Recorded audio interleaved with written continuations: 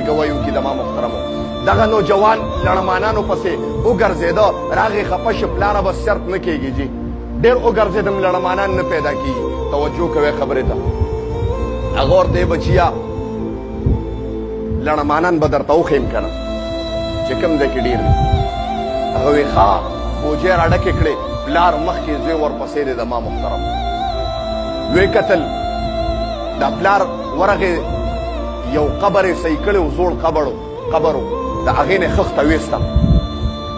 او